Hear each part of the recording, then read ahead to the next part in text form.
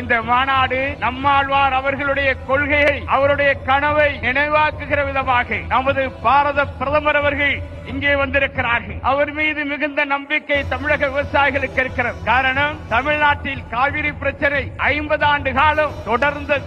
இடையிலே நடுவர் மன்றம் அமைக்கப்பட்டது. இறுதி தீர்ப்பு உச்சநீதிமன்றம் நடுவர் மன்றத்தை தீர்ப்பை உறுதி செய்தது. அதனை அரசிதழில் வெளியிட்டு காவிரி மேலாண்மை ஆணையம் அமைக்கப்பட்டு இன்றைக்கு தமிழகத்துடைய உரிமை சட்டப்பூர்வமாக மீட்கப்பட்டிருக்கிறது என்றால் மோடிஜி அவர்களை சாரும் என்பதை இந்த நேரத்தில் நான் நன்றியோடு நினைவுபடுத்த விரும்புகிறேன். ஜல்லிக்கட்டு என்பது தமிழ்நாட்டின் கலாச்சார பண்பாடுகளில் ஒன்று. அது ஒரு வீர விளையாட்டு. இளைஞர்கள் மட்டுமல்ல, கால்நடையும் விழிப்புணர்வை உருவாக்குகிற அந்த ஜல்லிக்கட்டு போட்டியை உச்சநீதிமன்றம் நிரந்தர தடை விதித்தது. ஆனால் தமிழக இளைஞர்கள், விவசாயிகளுடைய உணர்வுக்கு மதிப்பளித்து உச்சநீதிமன்ற தீர்ப்பிற்கு ஒரு அவசர சட்ட முன்வடிவு கொண்டு வந்து அந்த சட்டத்தின் மூலமாக உச்சநீதிமன்ற தீர்ப்பையே முடிவுக்கு கொண்டு வந்து ஜல்லிக்கட்டுக்கு தமிழகத்திற்கு சிறப்பு அனுமதியை பெற்றுத் தந்த மாண்புமிகு பாரத பிரதமர் அவர்களே இந்த நேரத்தில் நான் நன்றியோடு நினைவு கூறுகிறேன். காவிரி டெல்டா பாதுகாக்கப்பட்ட வேளாண் மண்டலம், அதை அறிவிக்க வேண்டும் என்று நாங்கள் தென்னிந்திய பசுமா தீர்ப்பாயத்தில் 2015 வழக்கு தொடர்ந்து